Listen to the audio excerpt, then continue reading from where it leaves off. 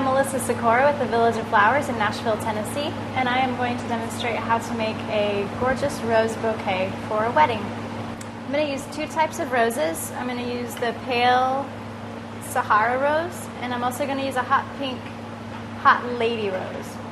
So I would strip off all of the foliage and for all of the roses, which I've already done. Now I'm going to start a nosegay. So I'm going to start with one of the prettiest roses in the middle, and then I'm going to add different colors and variation. So I'm going to start with a hot pink rose in the center, and I'm going to alternate the colors. So next I'm going to put a Sahara rose.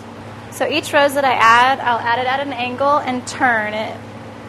So I'm going to alternate colors, add it at an angle and turn, and just repeat that. And add the roses at the different layers, alternating colors.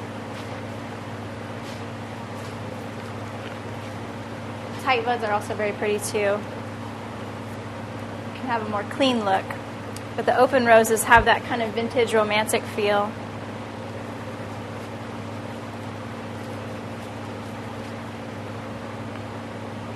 So I'm adding all the roses at an angle, turning, and now I'm just going to see if they're at an even spacing, move anything that needs to be moved. Bind all the stems together for stability. Pull off any extra leaves. So we've got a really pretty nosegay. And now I'm going to add some lily grass and do a cage around it for a kind of modern twist on a rose bouquet. So I'm just going to put this lily grass at different angles, kind of crosshatch.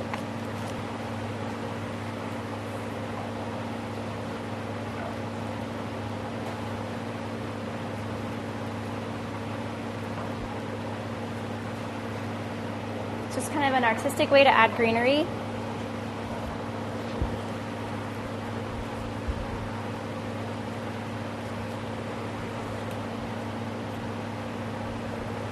And then we would also bind that into place.